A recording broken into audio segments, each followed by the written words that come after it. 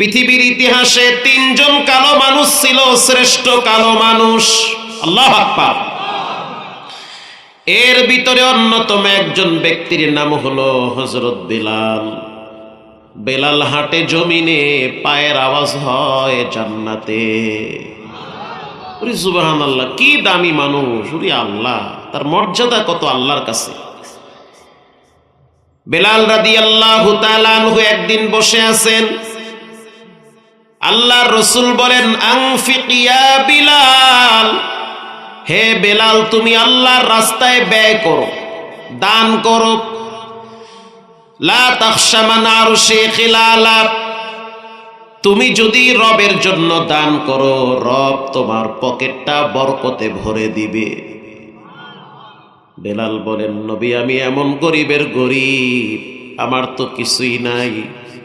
আল্লাহর রাসূল বলেন, কিছুই যদি না থাকে, রাস্তায় চলার সময় যদি একটা ইটের টুকরা পড়ে থাকে, ওটা সরায়া মানুষের যাতায়াতের রাস্তাটা হাঁটার জন্য নিরাপদ করো, তাহলেও আমলনামায় সাদাকার সওয়াব জমা হবে।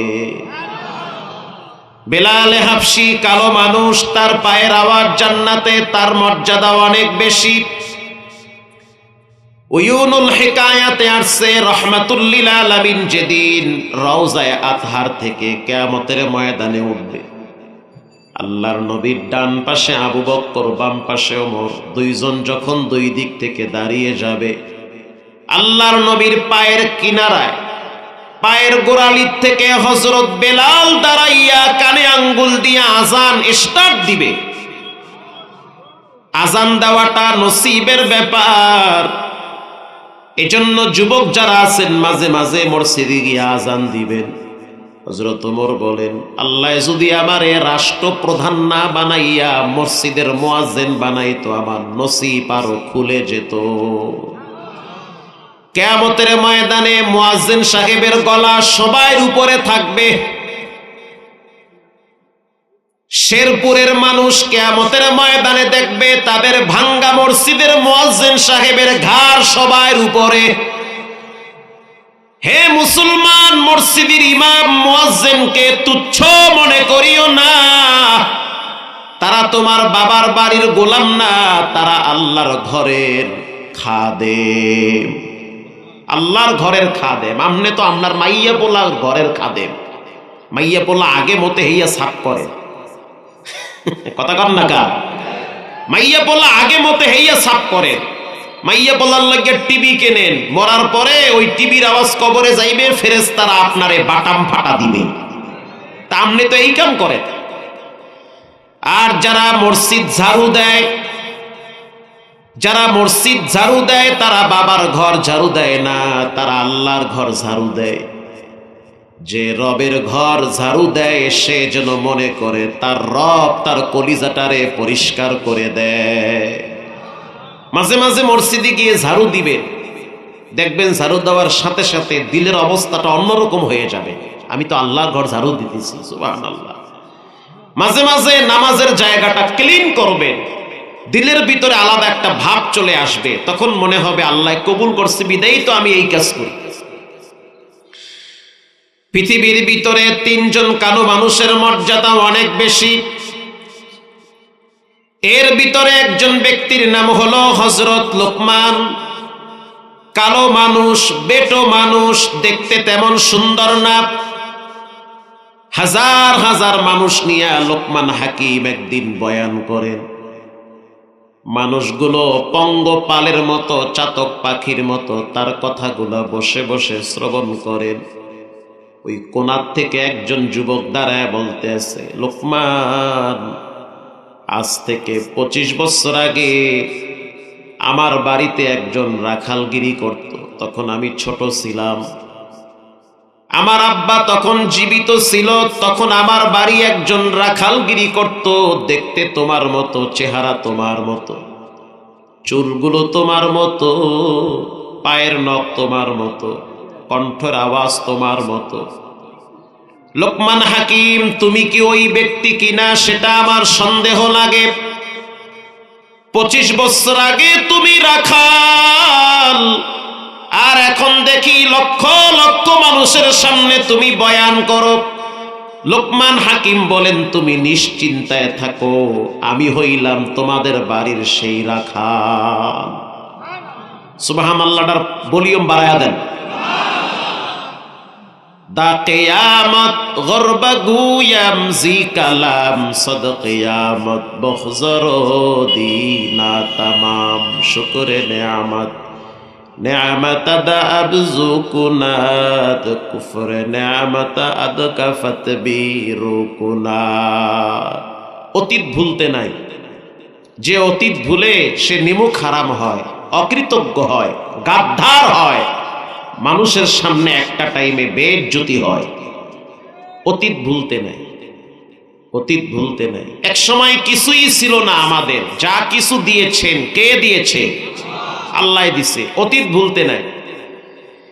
এই সমাজের অনেক রিকশাওয়ালা রিকশা চালায়া চালায়া সন্তানকে ব্যারিস্টার বানাইছে। কথা কন না কার?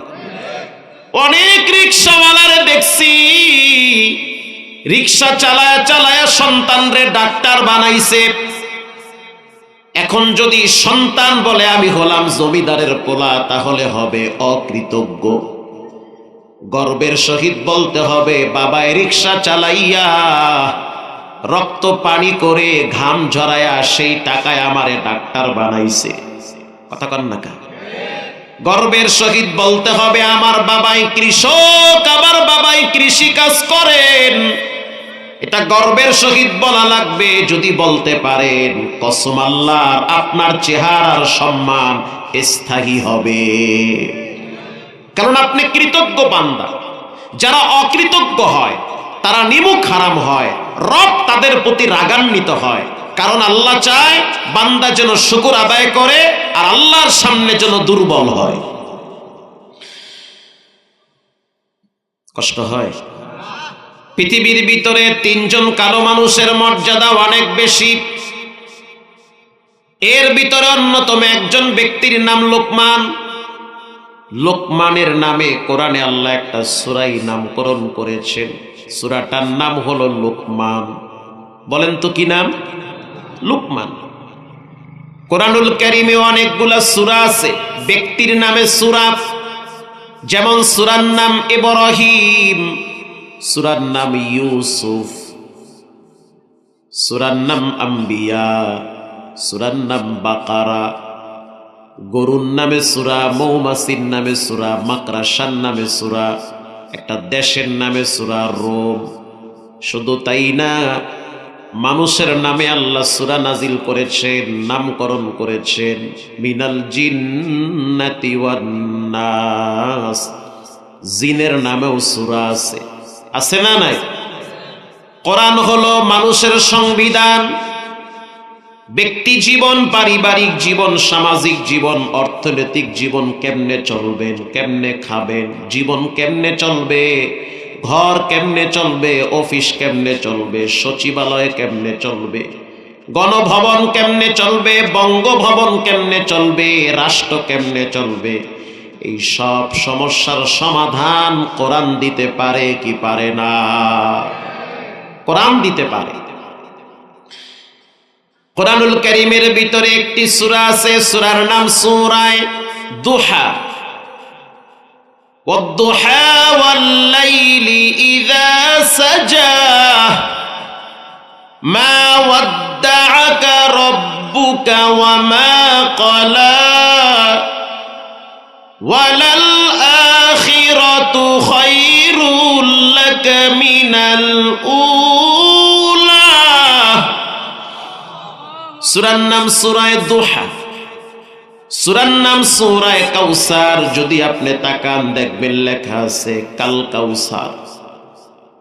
বাবারা, পায়ে হাত দিয়া বলি, কোরআনটারে তেলাওয়াত কইরেন, বাচ্চাদেরকে শিখাইয়েন, কারণ কবরের ভাষা হবে আরবি ভাষা। ফেরেশতারা প্রশ্ন করবে আরবিতে, ওখানে উর্দু আর বাংলা ইংরেজি চলবে না। কিয়ামতের ময়দানের ভাষা হবে আরবি ভাষা। ফেরেশতারা আপনাকে প্রশ্ন করবে মান রব্বুকা, এটা বাংলায় না আরবিতে? আরবিতে। যদি আপনি হরফ না চিনেন তো বলতে পারবেন না। কোরআনুল কারীমের একটি সূরা আছে, সূরার নাম সূরায়ে তিন, ওয়াত্তিনি ওয়াজ্জাইতুন। কি মজার পড়া, ওরে সুবহানাল্লাহ। পৃথিবীর ভিতরে এমন কোন পড়া নাই যেই পড়াটা বারবার শুনতে ভালো লাগে। আল্লাহর কসম, কোরআন এমন একটা পড়া, এমন একটা মজার আওয়াজ, যত শুনি যত পড়ি এটার প্রতি বিরক্তি ভাব আসে না। আসে? আসে না। আল্লাহর দয়ায় অনেকগুলা দেশে আমি গেছি, জীবনে একবার কাতার গেছি, কয়েক মসজিদে নামাজ পড়ছি। এক এক ইমামের কণ্ঠ এক এক রকম, এক একজনের পড়ার ধরন এক এক রকম। গ্রামের মসজিদ, পাহাড়ি অঞ্চলের মসজিদ, তারপরে সমুদ্রের কিনারার মসজিদ, এ সমস্ত মসজিদগুলায় 2-4-10 জন মুসল্লি হয়। পর্যটক নগরীর মসজিদগুলায় মুসল্লি কম, কিন্তু ইমামের তেলাওয়াত এত চমৎকার, মনে চায় ফজর পর্যন্ত দাঁড়ায় থাকি নামাজে, এত মজা লাগে। জীবনে একবার দুবাই গেছি, আমারটা হয় না, পাবলিকেরটা হয়। এক এক মসজিদে নামাজ পড়ছি, এক এক রকম তেলাওয়াত। বাঙালিরা নিয়ে গেল একেবারে সমুদ্রের কিনারায়। মাগরিবের নামাজের জন্য এক মসজিদে ঢুকলাম, ইমাম সাহেব তেলাওয়াত করলো প্রথম রাকাতে, আলাম নাশরাহ লাকা সাদরাক ওয়া ওয়াদা'না আনকা ওয়িজরাক আল্লাযী আনকাযা যাহরাক।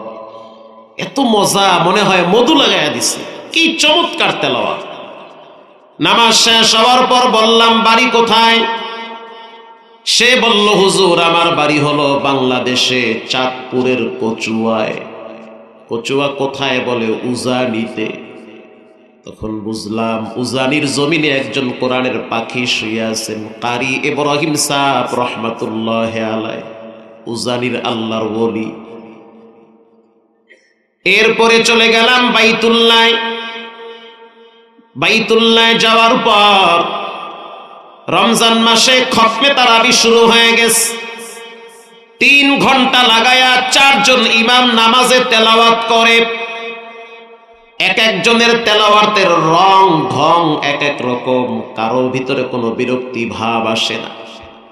যখন শায়েখ ইয়াসির দুসারি তেলাওয়াত শুরু করে, তখন মনে হয় সবে মাত্র কোরআন নাজিল হইতেছে। এত মজা।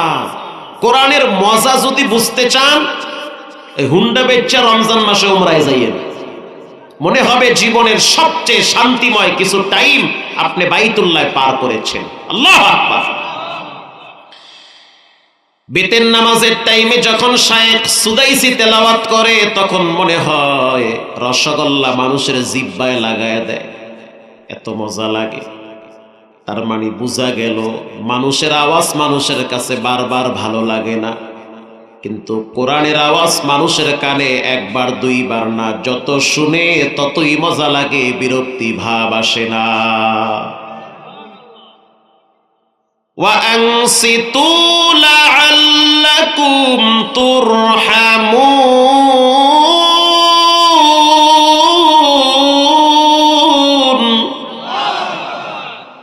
রব্বুল আলামিন বলেন, যখন তোমাদের সামনে কোরআন তেলাওয়াত করা হবে তখন চুপ থাকবে, কথা বলবে না, সাউন্ড করবে না। যখন তোমরা চুপ থেকে কোরআন তেলাওয়াত শুনবে, তখন তোমাদের উপরে রহমত একজনের পক্ষ থেকে বর্ষণ হবেন। তিনি হলেন কে? লোকমান হাকিম। তাকে ওই ব্যক্তি প্রশ্ন করল, এত সম্মান কেমনে পাইলেন? চমৎকার বয়ান করেন, কণ্ঠ তো সুন্দর। লোকমান হাকিম বলেন, আল্লাহ মানুষের সুরত দেখা মর্যাদা দেয় না, আল্লাহ মানুষের চরিত্র দেখে মর্যাদা দেয়। চরিত্র দেখে মর্যাদা দেয়। ওই ব্যক্তি প্রশ্ন করল, তোমার ভিতরে এমন কি চরিত্র আছে? লোকমান হাকিম বলেন, ও ভাই, সম্মান যদি পাইতে চাও, ইজ্জত যদি পেতে চাও, তাহলে 3টা গুণ অর্জন করবা। কয়টা? 3টা। এই 3টা গুণ আমার ভিতরে আছে। লোকমান হাকিম বলেন, তিন গুণের কারণে রব্বুল আলামিন আমার মর্যাদা দিন দিন জাতির সামনে শুধু বাড়াইতে আছে। কে আমারে চিনত? আমার বাড়ি সেই আবিসিনিয়ায়, আমার নাম নিশানাও ছিল না। রব্বুল আলামিন আমার চরিত্রের কারণে, আমার ভিতরে কিছু ঘ্রাণ ছিল, কিছু বৈশিষ্ট্যর কারণে, কিছু গুণের কারণে গোটা পৃথিবীর মানুষের মুখে মুখে আমার নাম রব্বুল আলামিন কবুল করেছে। আমার নামে কোরআনে সূরায় নামকরণ হয়েছে। এক নম্বরের গুণ, মা ইয়ালফিযু মিন কাউলিন ইল্লা লাদাইহি রাকীবুন আতীদ।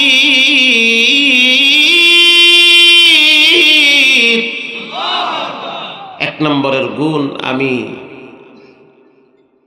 ব্রেক হারায়া কথা বলি না, ব্যালেন্স রেখে কথা বলি, মিথ্যা বলি না। যেই কথা বললে আমার আমল নষ্ট হবে এমন কথা বলি না, যেই কথা বললে আল্লাহ রাগ করবে এমন কথা আমি বলি না। দুই নম্বরের গুণ, ইন্নী আখাফুল্লাহ, আমি আল্লাহরে সবচেয়ে বেশি ভয় পাই। যখন আমি রাস্তা দিয়ে একা একা চলি তখন মনে করি আমি একা না, সাথে আরেকজন আছেন, তিনি কে? যখন আমি ঘরের ভিতরে শুয়ে থাকি তখন মনে করি আমি একা না, আমাকে একজন দেখতেছেন, অবজারভেশন করেন, তদারকি করেন। যার চোখ আমার দিকে, চিৎকার মেরে বলেন তিনি হলেন কে? আমি আল্লাহরে ডরাই। ইন্নী আখাফুল্লাহ, আমি আল্লাহর ভয় নিয়ে চলি। হাদিসের কিতাবে আসছে, আল্লাহর নবীর একজন সাহাবীর নাম আবু হুরায়রা রাদিয়াল্লাহু তাআলা আনহু ইশারের নামাজের পরে মসজিদ থেকে বেরিয়ে গেলেন। একজন মহিলা ডাক দিয়েছে, ইয়া আবা হুরায়রা তাআল, এদিকে আসো। আবু হুরায়রা বলতে আছে, হে মদিনার নারী, তুমি একজন সুন্দরী নারী, আমি একজন সুদর্শন পুরুষ। দুইজনে কাছাকাছি হইলে শয়তান চুম্বকের মতো টানবে, ঠিক না বেঠিক? দুইজনকে গুনার দিকে অগ্রসর করাবে। তার চেয়ে ওখানে থেকে বলো কি বলতে চাও, কেন আমারে ডাক দিলা? মহিলা বলতে আছে, আবু হুরায়রা, তোমারে আমি আমার সাথে সম্পর্ক করার জন্য ডাকি নাই, আমি তোমাকে ডেকেছি একটা ঝামেলার সমাধান করার জন্য। আবু হুরায়রা বলেন, কি ঝামেলা? বলে, আমি একজন মহিলা মানুষ, গোপনে একটা অপরাধ করছি, পাপের গাঁটটিটা অনেক বড় হয়ে গেছে, ভয় লাগতেছে, না জানি এই পাপ সহ কবরে যাওয়া লাগে। আগের যুগের মানুষ তো পাপরে খুব ভয় পাইত, না জানি কোন সময় পাপ নিয়া কবরে যাওয়া লাগে। এরে আবু হুরায়রা, গুনার গাঁটটিটা এত বড় হয়ে গেছে, আমি লোট সইতে পারি না। খাবার খাইতে গেলে খাবার মনে হয় আমারে ধিক্কার দেয়, তুই তো পাপী, কেন খাবার খাও? যখন আমি মাটির উপরে হাঁটাহাঁটি করি তখন মনে হয় মাটি আমার নাম ধরে ডাকতেছে। ইয়াউমাইযিন তুহাদ্দিসু আখবারাহা, কিয়ামতের ময়দানে মাটি বান্দার পক্ষে বিপক্ষে কথা বলবে। আল্লাহু আকবার। যেই মাটিতে আপনারা বসে আছেন, লিখে রাখেন, হতে পারে এটাও কালকে সকালবেলা আপনার জন্য সকালও হতে পারে, পরকালও হতে পারে। তা যদি পরকাল হয়ে যায় আল্লাহর আদালতে, এই বসে থাকাটাকে কেন্দ্র করে মাটি বলবে, আল্লাহ ঠান্ডার ভিতরে বসে বসে একজন আলেমের মুখ থেকে কোরআনের দুই একটা কথা শুনছে, এদেরকে আটকাইয়েন না, এদের দিকে তাকাইয়েন না, এদেরকে আপনি মাফ করে জান্নাতের গেট খুলে দেন। বলেন হতে পারে কি পারে না? একজন বেশ্যা মহিলারও আল্লাহ মাফ করছে।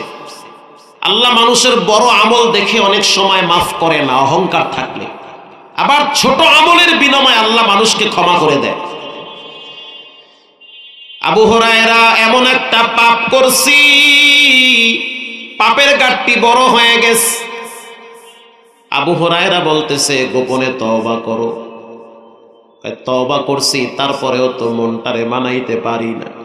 ইন্নী আখাফুল্লাহ, আল্লাহরে ডরাই। আবু হুরায়রা বলতে আছে, কি পাপ করলা বলো? কয়, আমি আমার ফ্রেন্ডের সাথে গোপনে জিনা করছি, আমার এক বন্ধুর সাথে গোপনে অপকর্মে লিপ্ত হয়েছি, তারপরে আমার পেটে একটা বাচ্চা আসছে। এই বাচ্চাটাকে তো আমি নষ্ট করতে পারি নাই, তখন তো আর এত আধুনিক ছিল না। বাচ্চা ভূমিষ্ঠ হয়ে গেল, বাচ্চাটারে পাহাড়ে নিয়ে গলা টিপে হত্যা করছি। আবু হুরায়রা বলতে আছে, খবিস, এই জঘন্য অপরাধ কেন করলি? নিজে তো জিনা করলি, খারাপ কাজ করলি, মাসুম বাচ্চাটারে কেন হত্যা করলি? আল্লাহর আযাব সম্পর্কে তোমার ধারণা নাই? আল্লাহ কোরআনে বলেছে, নারুল্লাহ, আমি আল্লাহর আগুন, এটার নাকি যন্ত্রণা অনেক বেশি। আল্লাহর নবীর মুখের কথা, কেউ যদি জিনা ব্যভিচার করে কবরে যায়, দুনিয়ায় থাকা অবস্থায় যদি তওবা না করে, তার কবরের ভিতরে সাপ আসবে, ভয়ঙ্কর সাপ। শুধু তাই না, দুই পাশের মাটি এমন জোরে চাপ দিবে, দুই পাজরের হাড্ডি ভেঙ্গে চুরমার হয়ে যাবে। কবরের বেনামাজি সুদখোর হারামখোরদের চিৎকারের আওয়াজ পশু পাখি শুনতে পায়। মানুষ আর জিন যদি শুনতো, সংসার করতে পারতো না, রাজনীতিও করতে পারতো না, টেন্ডারবাজি আর দখলবাজিও করতে পারতো না, পাগল হয়ে জংলায় চলে যাওয়া লাগতো। কিন্তু কবরের আযাব তো তারা শোনে না। আল্লাহ পাক পরীক্ষার পর্দা লাগায় দিছে, শুনলে সংসার করতে পারবে না। প্রিয় ভাইরা আমার, আবু হুরায়রা বলল, আল্লাহর আযাব বড় শক্ত, ধইরা ফেলাইবে আল্লাহ। যাও, আমার কাছ থেকে দূরে চলে যাও, নাপাক দেহ নিয়ে আমার সামনে দাঁড়াইছো, লজ্জা লাগে না? বলার সাথে সাথে মহিলার শরীরে কম্পন শুরু হয়ে গেছে, আল্লাহর ভয়, শরীর কাইপা উঠছে। রাসূলুল্লাহর সাহাবী তাড়ায় দিছে, তার মানে পায়ের মাটি ফাঁক হয়ে গেছে। মহিলা একটা চিৎকার মেরে খেজুর গাছের কিনারায় বেহুশ হয়ে গেছে। বাপ মরলে যদি ছেলে বেহুশ হয়, প্রেমিকার বিয়ে হইলে যদি ছেলেটা গলায় দড়ি দিয়ে মরতে পারে, নেতা নেত্রী জেলখানায় গেলে যদি রাস্তায় রাস্তায় চিল্লায় আর কাঁদতে পারে, ব্যবসায় আগুন লাগলে রাস্তায় যদি বেহুশ হয়ে যেতে পারে, যার জীবনে আল্লাহর ভয় আছে, জাহান্নামের ভয় আছে, সে কেন আল্লাহর ডরে বেহুশ হতে পারে না? আবু হুরায়রার বোধোদয় হয়েছে, চিন্তা করলো, মহিলাটা বলছে যে ইন্নী আখাফুল্লাহ, আমি আল্লাহরে ডরাই। এই কথা তো সে বলছে, এটা তো আমার জেহেনে ছিল না। সে তো আল্লাহরে ভয় পাইছে, জিনা করছে, পেটে বাচ্চা আসছে, হত্যাও করছে, সব ঠিক আছে, কিন্তু সে আবার এটাও বলছে ইন্নী আখাফুল্লাহ, আমি আল্লাহরে ডরাই। তা আমি এই মহিলাটারে কেন ভয় দেখাইলাম? আবু হুরায়রা দৌড় মারছে, এমন জোরে দৌড় মারছে নবীর দরবারে। প্রতিমধ্যে মুআজ ইবনে জাবালের সাথে সাক্ষাৎ। আরে নরম সাহাবী, দৌড়ান কা? বলে মারাত্মক বিপদে পড়ছি, তাড়াতাড়ি যেতে হবে। উয়ুনুল হেকায়াতে আসছে, দৌড়ায়া নবীর সামনে গিয়ে হাঁফাইতেছে। আল্লাহর রাসূল বলেন, কি হয়েছে? আবু হুরায়রা বলতে আছে, ইয়া নবী আল্লাহ, ও পর্দার ভিতরের মা বোনেরা শুনে নেন, যত অপরাধ করেন রবের দরওয়াজা কিন্তু খোলা আছে। মানুষের সাথে যদি বেঈমানি করেন, বিশ্বাসঘাতকতা করেন, মানুষ আপনাকে এক সেকেন্ডের জন্য আর পাত্তা দিবে না। স্বার্থে আঘাত লাগলে ছেলেমেয়েরা পর্যন্ত বাবারে বৃদ্ধাশ্রমে ফালায় রাখে। দুনিয়া বড় স্বার্থপরের জায়গা। এক কাপ চা স্বার্থ ছাড়া কেউ কাউরে খাওয়াইতে চায় না। কথা কন না কা? অথচ আপনি প্রতিনিয়ত রবের সাথে গাদ্দারি করেন। প্রতিদিন 5 ওয়াক্ত নামাজের টাইমে মোবাইল টিপার সময় হয়, অথচ নামাজে যাওয়ার সময় হয় না। আল্লাহর হক আপনি নষ্ট করলেন, জালেম। আল্লাহ চাইলে তো আপনারে প্যারালাইজ বানাইতে পারত, চাইলে আপনারে মুহূর্তের ভিতরে গাড়ির চাকার নিচে পা ঢুকাইয়া দিয়া পঙ্গু বানাইয়া হসপিটালে নাক দিয়া খাবার ঢুকাইতে পারত।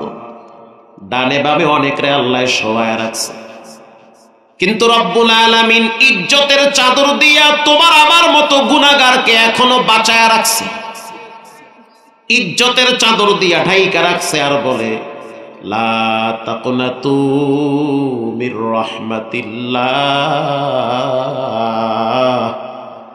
ও গোলাম, দুনিয়ার সব দরজা বন্ধ হইতে পারে, খবরদার রবের রহমত থেকে দূরে যেও না। একটা বার যদি জিহ্বা লড়ায় বলো আল্লাহ মাফ করে দেন, আমি রব সব মাফ করে দিব।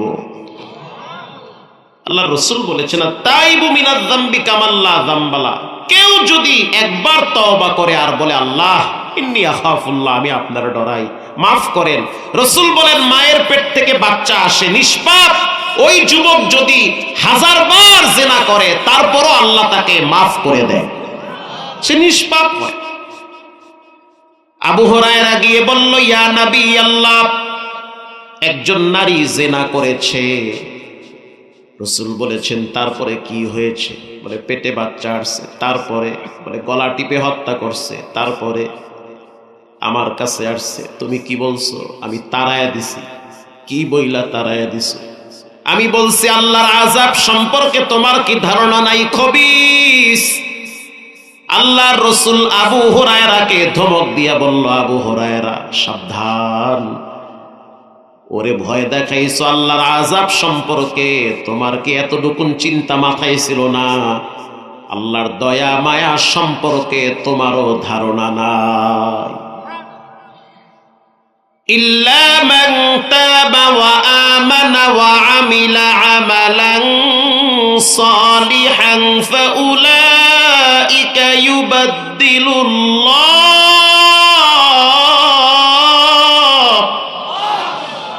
কেউ যদি ঈমান আনার পর গুনাহ করে, যেমন আমি ঈমান আনছি, আপনি আনছেন, আবার গুনাহ করছেন, আবার তওবা করেন, আবার তওবা করেন, আবার গুনাহ করেন, আবার তওবা করেন, আল্লাহর রাসূল বলেন শুনে নাও, সে যদি 100 বারও পাপ করে, 100 বারও তওবা করে, মৃত্যুর গড়গড়ানির আগে তার তওবার দরওয়াজা খোলা থাকে। কিন্তু যখন মৃত্যুর যন্ত্রণা শুরু হয় তখন তওবা করলে তওবা কবুল হয় না, তওবার দরওয়াজা ব্যাকআপ হয়ে যায়, এটা বন্ধ হয়ে যায়, তওবার সাথে বান্দার সম্পর্ক নষ্ট হয়। মৃত্যুর গড়গড়ানি যখন, মৃত্যুর জ্বালা, মৃত্যুর যন্ত্রণা, সাকরাতুল মাউত, মৃত্যুর যখন তীব্র যন্ত্রণা যখন শুরু হয়, তার আগ মুহূর্ত পর্যন্ত বান্দা যত বড় অপরাধ করুক না কেন, তওবার দরওয়াজা একজন খুলে রেখেছেন। জবান খুলে বলেন তিনি হলেন কে? তওবার দরওয়াজা খোলা। আল্লাহর রাসূল বলেন আবু হুরায়রা ভালো এক সংবাদ আছে, রাগ কইরো না, আর ওই মহিলারে জানায়া দাও রব্বুল আলামিন ওই মহিলার দিলের দিকে তাকায়া দেখছে, সে জিনা করার পরে গোপনে গোপনে আল্লাহরে খুব ডরাইছে এবং 2-4 বার কেঁদেছে। আল্লাহ তাআলা তার চোখের পানি আর আল্লাহকে ভয় পাওয়ার কারণে সব গুনাহ মাফ করে দিয়েছে, সব মাফ। हर गोरी दे देने तू तैयार है, जो न मांगे उससे तू बेजार है। লোকমান হাকিম বলেন ইন্নী আখাফুল্লাহ, আমি আল্লাহরে সবচেয়ে বেশি ভয় পাই। 3 নম্বরের গুণ কুল্লিল মুমিনিনা ইয়াগুদ্দু বিন আবসারিহিম। আমি যখন রাস্তা দিয়া চলি, দোকান আছে, নিজে মাস্টার, ভালো আলেম, ব্যবসা করে, বহুত পয়সার মালিক, তার দোকানে একজন ঢাকায়া গেছে, ঢাকার স্থানীয় দোকানে গিয়া জামার কাপড় দিয়া নতুন জামা বানাইবে।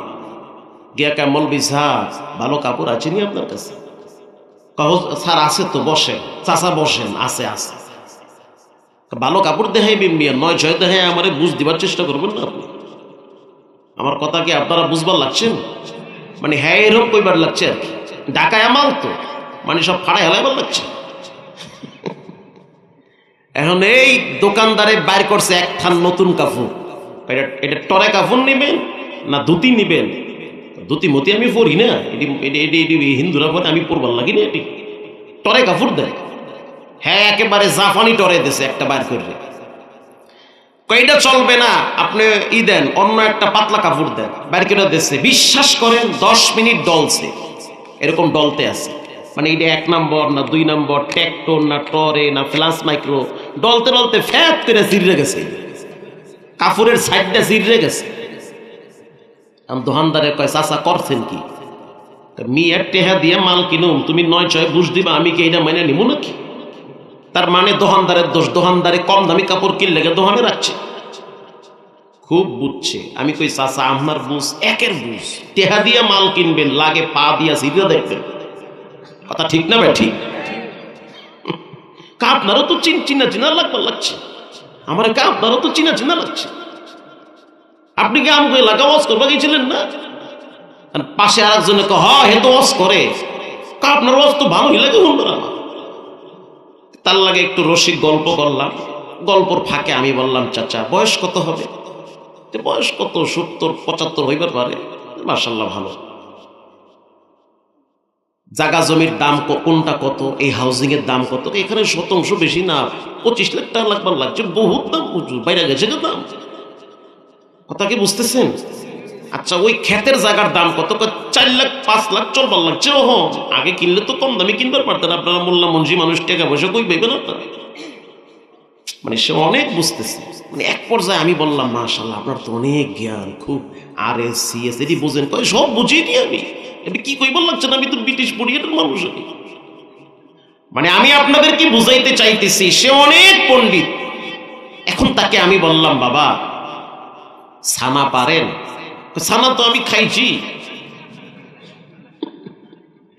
আমি কই পরে ছানা, এটা আবার কেমনে পরে ছানা? ছানা তো ছোটবেলায় আমি বহুত খাইছি, যে মিষ্টির দোকানে ছানার অভাব নাই। তার মানে সে ছানা পারে না। দোয়ায় কুনুত পারেন? আমি মোল্লা মুন্সি মানুষ, জাগা জমি শিখলাম, আপনিও শিখেন 2-1টা মাসালা আমার কাছ থেকে। দোয়ায় কুনুত পারেন? পারি তো লব্বানা জলাম না আঙ্কুচানা ওয়াইল্লাম তাকফিলানা, আপনারাই তো শিখে বলছেন আমগো। বিশ্বাস করেন এখানে অনেক লোক আছে যারা দোয়ায় কুনুত পারে না। কথা কন না কা? যারা কয় ঠিক, এগো মধ্যে অনেকে পারে না, সত্য কথা। কিন্তু অনেক চালাক। বাজারে মাছ কিনতে গেলে গালি উড়াইয়া দেখে যে মাছটা মরছে না তাজা আছে, ঠিক না বেঠিক? কিন্তু ধর্মের ব্যাপারে, ইসলামের ব্যাপারে, নামাজের ব্যাপারে এখানে এলাকা হুজুর সব মাফ করে দেবে আল্লাহ। মানে আল্লাহর লাগে গোপনে কন্টাক্ট হয়ে গেছে। কথা ঠিক না বেঠিক? কিছু মুসল্লি আছে শুক্কুর আলী মুসল্লি, খালি জুমার দিন যায় আর বাকি দিনে যায় না। তাও যদি মসজিদের অবস্থা ভালো হয়, জুমার নামাজের পরে যদি মিষ্টি মুষ্টি থাকে, সালামটা ফিরাইয়া সুন্নত পরে 2-4 রাকাত নফলও পড়ে। জানি না আপনাকে দেশের নিয়ম কি, আমগো কুয়াকাটার কথা কইবার লাগছি আমি। আর যদি মিষ্টি না থাকে, জেলাফি না থাকে, সিন্নি না থাকে, সালামটা কোনো মতে ফিরাইয়া আর একজনে জোতালয়া দূর মারে। কথা আসতে বলবেন না, ঠিক না বেঠিক? এরে কয় শুক্কুর আলী। আর কিছু আছে মরার ডরে নামাজ পড়ে, আল্লাহর ডরে না।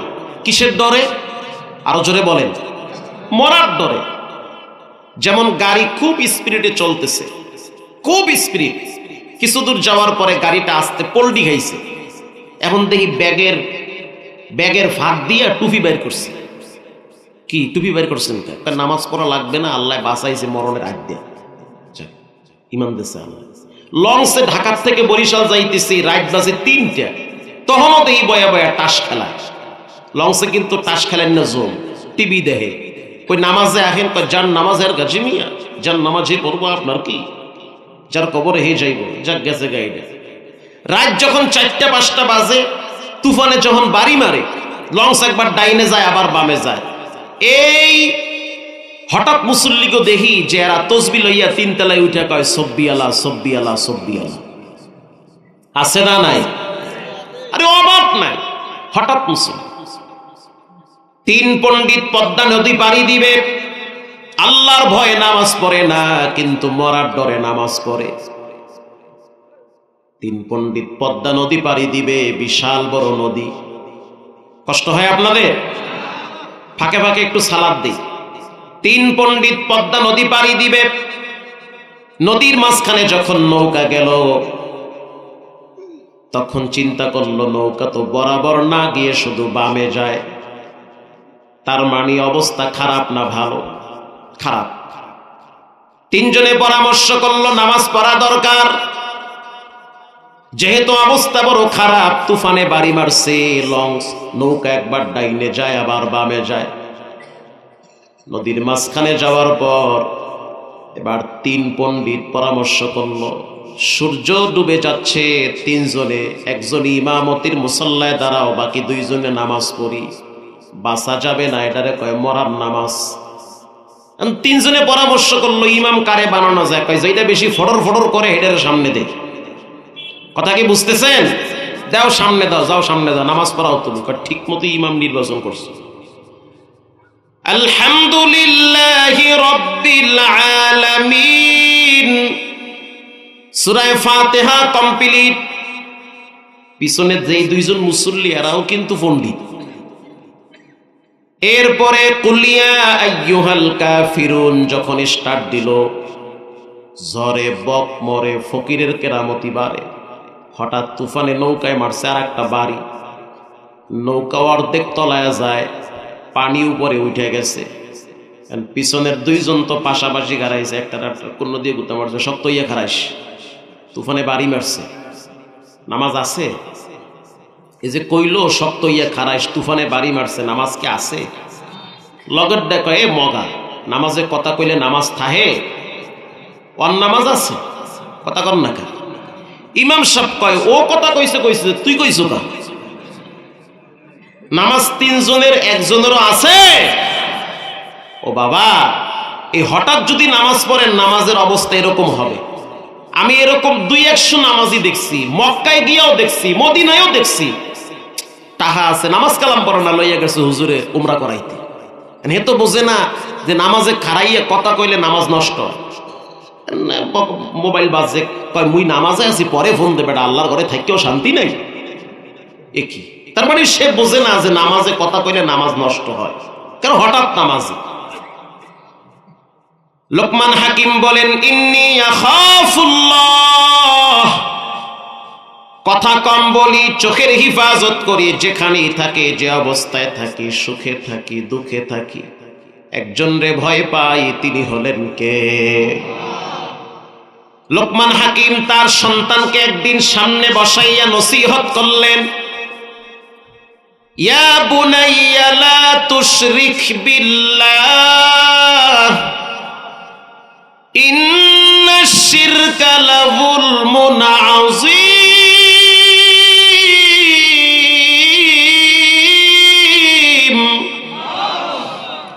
লোকমান হাকিম তার সন্তানকে নসিহত করলো, বাবা আল্লাহর সাথে শিরিক করা যাবে না। ওয়া ইন কুতিলতা ওয়া হুররিকতা, যদি তোমাকে আগুনে পোড়ানো হয়, হত্যাও করা হয়। যদিও রাসূলুল্লাহ হযরত মুআজ ইবনে জাবালকে বলেছেন, লোকমান হাকিম তার সন্তানকে সতর্ক করেছে, যদি তোমাকে গর্তের ভিতরে পুঁতে ফেলানো হয়, তারপরও তুমি বলবে তোমার সৃষ্টিকর্তা, তোমার রব একজন, তিনি হলেন কে? বাপ ছেলেরে বলে, আমার বাপ আমার একদিন স্পষ্ট দাঁড় করায় বলছে, লেখাপড়া করতে মনে চাইলে টাকা পাবা, লেখাপড়া করার মতো করবা, 9-6 বুগি জুগি চলবে না। আর যদি লেখাপড়া করতে মনে না চায়, বাদাম বিক্রি করো, ডিম বিক্রি করো, অটো চালাও, রিক্সা চালাও, টাকা কামাই করো, বাবার হোটেলে খাবা, বাবার টাকা নষ্ট করবা, কোনো মতে দায় ঠিককে লেখাপড়া করবা, এটা হতে পারে না। বাবার 2 নম্বরের কথা, জীবনে যেখানেই থাকো, দেশে থাকো বা দেশের বাহিরে থাকো, খবরদার কখনোই যেন নামাজ ছুটে না যায়। এটা আমার পক্ষ থেকে দাবি, যদি নামাজ ছুটে যায় দাবি কিন্তু ছাড়বো না। লোকমান হাকিম তার সন্তানকে বলল, সন্তান, সন্তানের কারণে বাবার সম্মান বাড়ে, সন্তানের কারণে বাবার সম্মান নষ্ট হয়। প্রিয় ভাইরা আমার, সেই লোকমান হাকিম তার সন্তানকে বলেন, বাবা লা তুশরিক বিল্লাহ, এই কপালটা দুনিয়ার কেউ দেয় নাই, বানাইছেন কে? আল্লাহর কদমে সিজদা করবা। ইন্নাশ শিরকা লাযুলমুন আযীম, শিরক মস্ত বড় অপরাধ। এই কথা আল্লাহর কাছে এতটাই পছন্দ হইছে, রব্বুল আলামিন বলেন, ও দুনিয়ার সন্তান, তোমরা তোমাদের মা বাবার সাথে সৎ আচরণ করো। আল্লাহু আকবার বলেন। তোমাদের মা বাবার সাথে খারাপ ব্যবহার করবা না, গরম কথা বলবা না। মা যদি পতিতালয়ের বেশ্যাও হয় তারপরও সে তোমার মা। কথা কন না কা? বাপ যদি চরিত্রহীন লম্পট হয় তারপরও সে তোমার কাছে সম্মানের পাত্র, মাথার তাজ। পৃথিবীর সবাই যদি বলে তোমার বাপ খারাপ, তুমি বলবা না তোমার বাপ খারাপ। পৃথিবীর সব নারীরা যদি বলে তোমার মা খারাপ, তুমি বলবা না তোমার মা খারাপ। কারণ মায়ের হক কোনোদিন সন্তান আদায় করতে পারে না। আল্লাহ বলেন, নবী আপনি জানায় দেন, প্রত্যেকটা মানুষের মায়ের পায়ের নিচে তার জান্নাত সন্তানের জন্য রেখে দিয়েছি। মা যদি খুশি হয় তো রব খুশি। এই পৃথিবীতে যত সফল মানুষ দেখছি, প্রত্যেকটা সফল মানুষের পিছনে তার মায়ের দোয়া আছে। প্রত্যেকটা সফল ব্যক্তির পিছনে তার মায়ের দোয়া আছে। যুবক যারা আছেন, কথাটা দিল থেকে শুনবেন। একজন পুরুষের সফলতার জন্য দুইটা মানুষ লাগে। বলেন কয়টা? জি, একজন পুরুষের সফলতার জন্য দুইজন ব্যক্তি লাগে।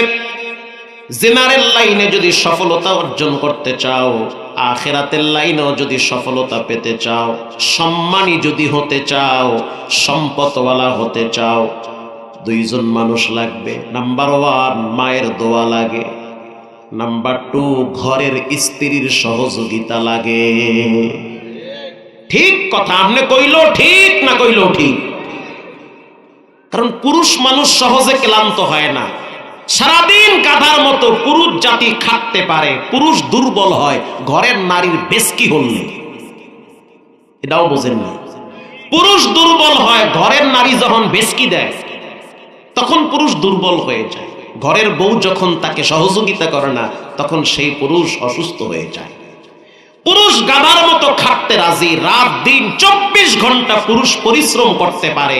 ঘরে গিয়ে বউ বাচ্চার চেহারা দেখলে সারাদিনের ক্লান্তি ভাব দূর হয়ে যায়। আর বউ যদি বেশকি মারে, ওই পুরুষ শেষ। পুরুষের সহযোগিতার জন্য দুইজন মানুষ লাগে। নাম্বার 1 মায়ের দোয়া, নাম্বার 2 স্ত্রীর সহযোগিতা। পুরুষ বাহিরে কাজ করবে, ব্যবসায় লস হতে পারে। পারে কি পারে না? চাকরি চলে যেতে পারে, পা ভেঙে যেতে পারে। ঘরের বউ যদি ভালো হয়, ধার্মিক হয়, দিনদার হয়, স্ত্রী তখন বলবে স্বামী আমার টেনশন নাই, 3 বেলার জায়গায় 2 বেলা খাবো। তারপরও আপনি মানসিকভাবে ভেঙে পড়বেন না, আপনি আবার ঘুরে দাঁড়াবেন, আমরা আপনার পাশে আছি।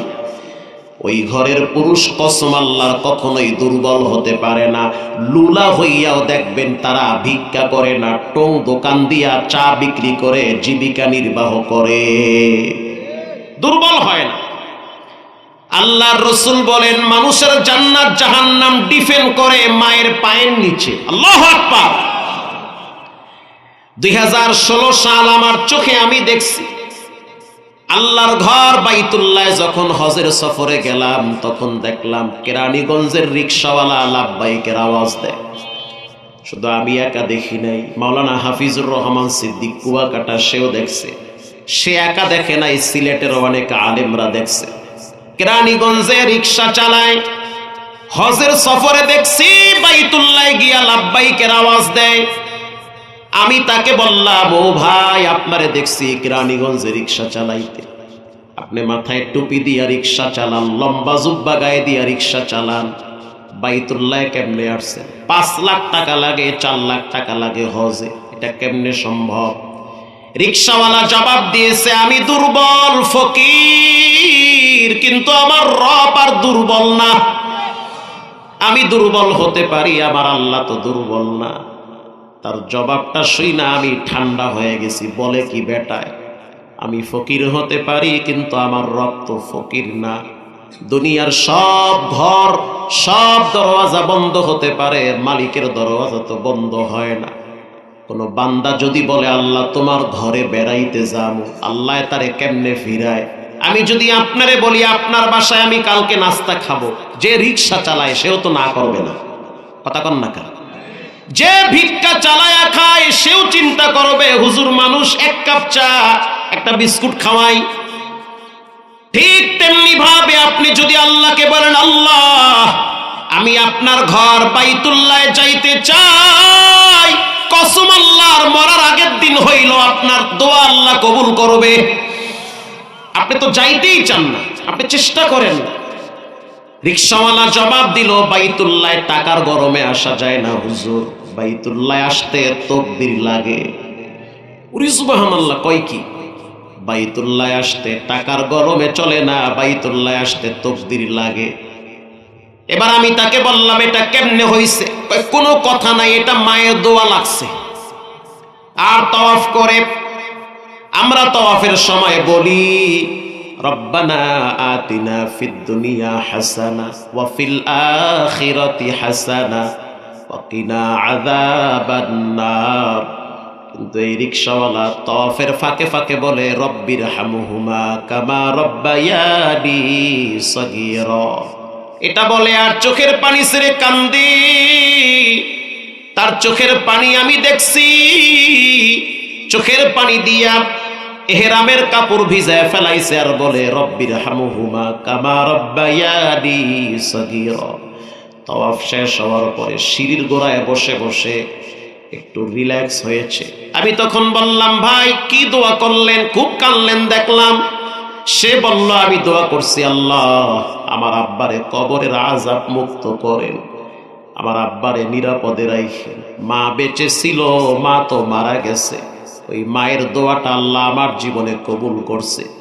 ঢাকা শহরের অলিতে গলিতে রিক্সা চালাইতাম আর আমি আমার মায়ের কাছে বারবার বলতাম মা আমার জন্য দোয়া করেন, আল্লাহ যেন আমারে বাড়ি গাড়ি না দেয়, মরার আগের দিন হইল যেন আল্লাহর ঘরটা চোখ দিয়া দেখায়। প্রতিদিন যেই ঘরের দিকে ফিরে নামাজ পড়ি,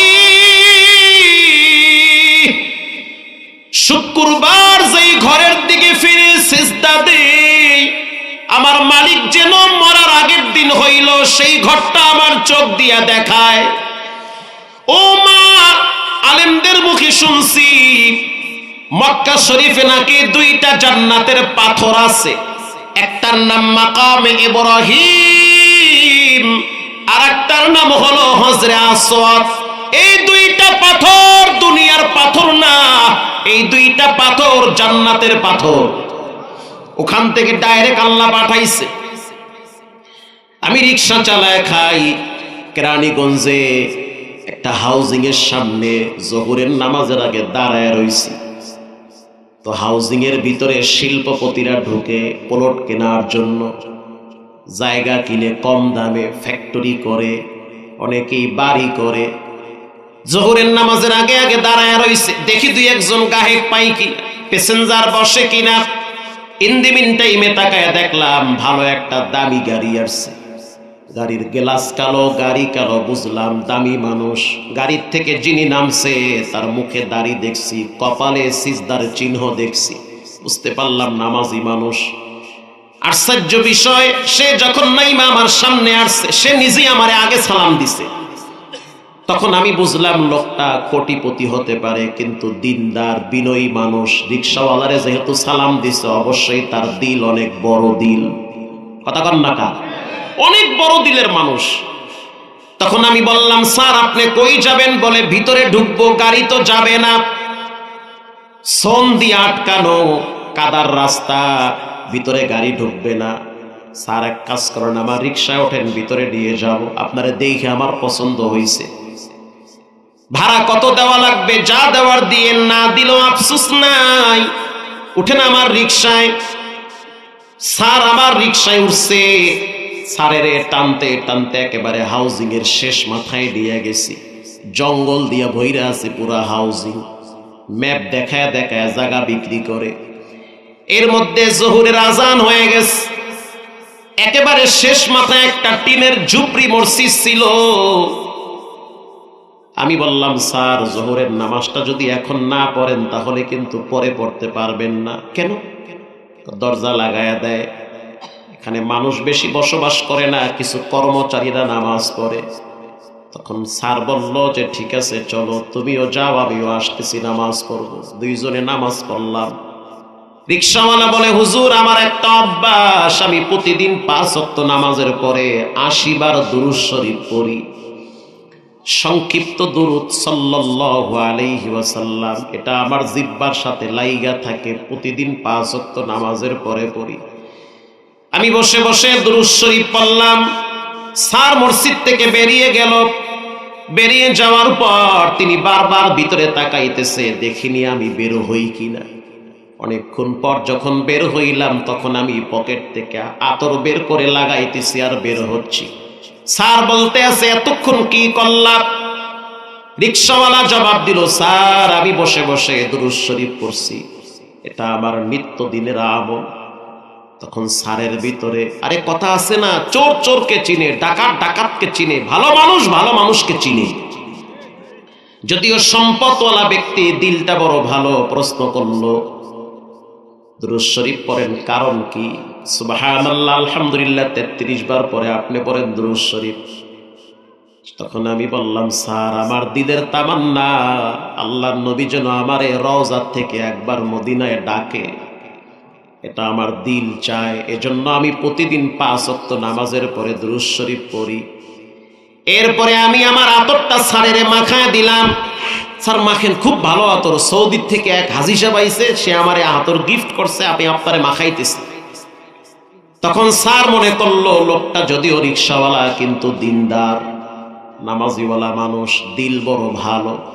ভালো মানুষের সাথে কথা বললেই বোঝা যায় লোকটা কেমন। রিকশায় বসে আছে, লম্বা টাইম আমার সাথে গল্প করলো। গল্পের এক ফাঁকে আমি কেঁদে দিয়েছি, আবেগে আপ্লুততে বললাম, স্যার আমার দিলের ইচ্ছা রব্বুল আলামিন যেন আমারে বাইতুল্লাহ কবুল করে। হয়তো রব্বুল আলামিন তার কলিজার ভিতরে আমার ভালোবাসা আল্লাহ ঢুকায়া দিয়েছে, উতলায়া দিছে। শিল্পপতি বলতে আছে, টেনশনের কারণ নাই, প্রতি বছর আমি অনেক মানুষকে হজে নেই, তোমার মতো একজন রিকশাওয়ালার ভিতরে আমি বাইতুল্লাহর যে প্রেম দেখছি, ভালোবাসা দেখছি, নবীর যেই ইশক দেখছি। যাও কালকে অফিসে আসবা, ছবি আর ভোটার আইডি কার্ড নিয়ে আসবা, পাসপোর্ট বানায় দিব, আমার সাথে সামনের হজের সফরে যাবা। আইসা পড়ছি, অনেক হুজুরগুলাকে দেহাতাল লাগে।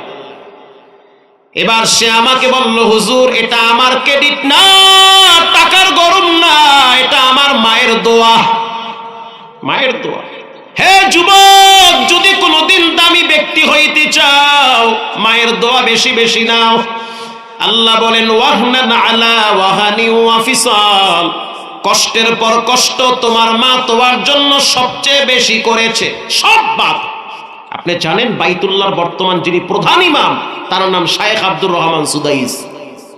গত উমরা সফরে জিজ্ঞেস করেন মাওলানা হাসান জামিল সাহেবের, হাবিবুল্লাহ মাহমুদ কাসিমি সাহেবের, আরিফ জাব্বার আমি উমরা সফরে রমজান শেষের দিকে বাইতুল্লাহর ইমামকে সাংবাদিকরা প্রশ্ন করলো, আপনি 36 বছর এই বাইতুল্লাহর ইমাম, পৃথিবীর ভিতরে সবচেয়ে সম্মানী ব্যক্তি এই মুহূর্তে আপনি, আল্লাহু আকবার।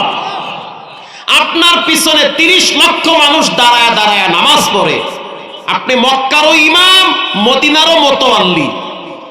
আপনার তেলাওয়াত এত সুন্দর যে হিন্দুরা পর্যন্ত আপনার তেলাওয়াত শুনে, বিধর্মীরা আপনার তেলাওয়াত শুনে কালেমা পড়ে মুসলমান হয়। এই সম্মান যশ খ্যাতি কেমনে? বাইতুল্লাহর ইমাম আব্দুর রহমান সুদাইসি বলেন, এটা আমার ক্রেডিট না, এটা আমার মায়ের দোয়া। আহা, এটা আমার মায়ের দোয়া। সাংবাদিকরা প্রশ্ন করলো, হুজুর আপনার মায়ের দোয়া কেমনে? সে জবাব দিল, আমার বাড়ি হলো মক্কা থেকে 1300 কিলোমিটার দূরে দাম্মামে। ওই দাম্মাম থেকে আমার মা আমারে নিয়ে উমরা করতে আসছে। উমরা করতে আইসা আমার মা আমারে হাতিবে কাবার পাশে দাঁড় করায় রাখছে, আর আমার মা তাওয়াফ করতেছে। আমার মা আয়েশা দেখছে আমি ওখানে নাই, আমি বাচ্চাদের সাথে আবু কুবাইস পাহাড়ে গেছি খেলাধুলা করতে। আমার মা ওখানে দাঁড়াইয়া বাইতুল্লাহর সামনে নিয়ে 2 হাত তুলে বলতে আছে, কাবার মালিক আল্লাহ, আমি আমার সন্তানটারে হারাইছি, তুমি আমার সন্তানটারে বাইতুল্লাহর ইমাম বানায়া দাও। এটা আমার মায়ের আবেগী কথা।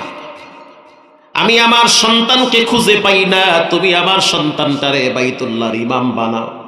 আব্দুর রহমান সুদাইসি সে হাসতেছে আর দেখতেছি তে রুমাল দিয়ে চোখের পানি মুছতেছে। সে বলতেছে, মা যখন হাত তুইলা বলল কাবার মালিক আল্লাহ, আমার ছেলেটারে ইমাম বানাও, কারণ ইমাম তো হারায় না, মুসল্লি হারায়। আজকে আমি ছেলেটারে হারাইছি, যদি ইমাম হয় তাহলে আমি ছেলেরা আর কোনোদিন হারাবো না।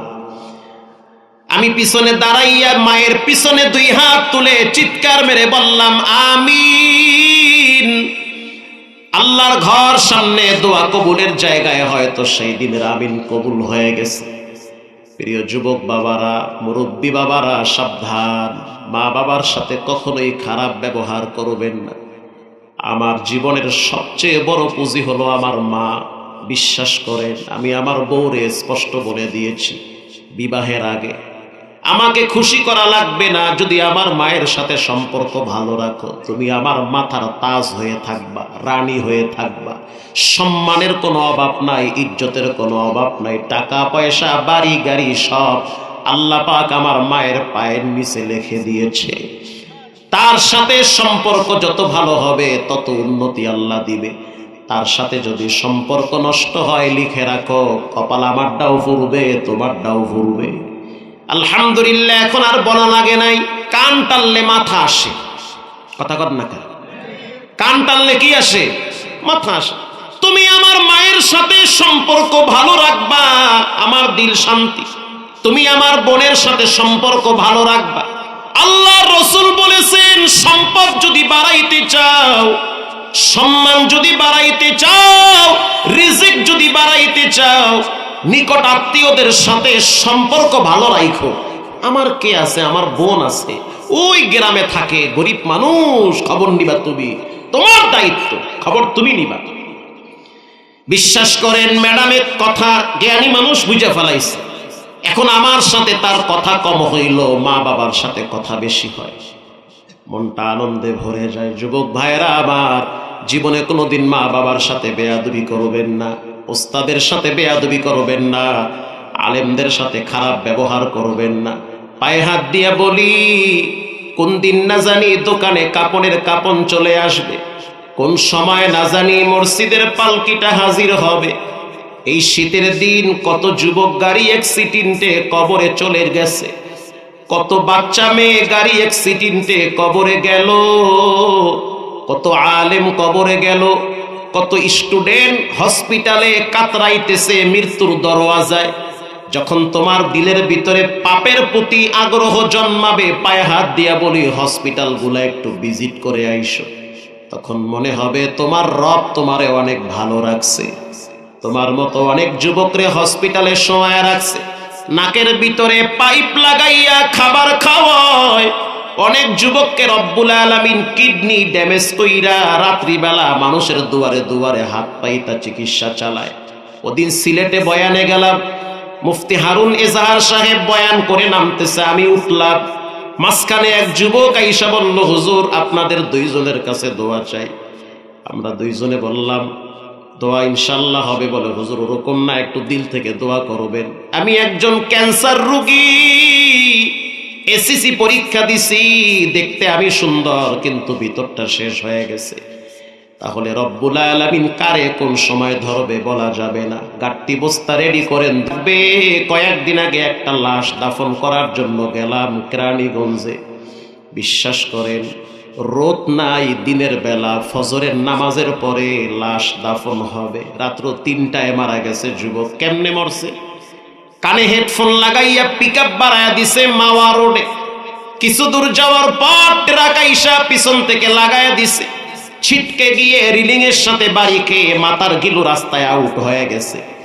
ওই যুবকের লাশ দাফন হবে ফজরের নামাজের পরে। গেলাম লাশের কিনারায়। বিশ্বাস করেন, দেহের ভিতরে যখন হাত দিয়েছি, 3টা পাতলা কাপড়। এরপরে যখন কবরের মাটিতে হাত দিলাম, কবরের মাটি ঠান্ডা। তিনটা পাতলা কাপড় দিয়া দেহটারে পেঁচাইয়া ঠান্ডা মাটিতে শোয়ায় রাখছি। বাবা দাঁড়ায় দাঁড়ায় কবরস্থানের রিলিং ধরে কাঁদতেছে আর বলতেছে, কয়েকদিন পরেই তো ছেলেটারে বিবাহ করাবো, মেয়েও দেখছি। কত স্বপ্ন, কত প্ল্যান প্রোগ্রাম আমাদের মাথায় ঘুরতেছে, অথচ মৃত্যু আমাদের ডানে বামে ঘুরতেছে। আজ থেকে তওবা করে নেন, জীবনে কোনোদিন মানুষের সমালোচনা করবেন না, নামাজ ছাড়বেন না, হারাম খাবেন না, মা বাবার সাথে বেয়াদবি করবেন না। দিলটা যদি ভালো থাকে তওবার নিয়াইতে দুইটা হাত আল্লাহকে দেখায়া দাও। নারায়ে তাকবীর। আয় আল্লাহ, এই হাতগুলা জীবনে একবার খানায়ে কাবার গিলাবের সাথে লাগায়া দাও। নবীজির রওজার কিনারায় দাঁড়াইয়া সালাম দেওয়ার তৌফিক দান করো। জোরে বলেন আমিন।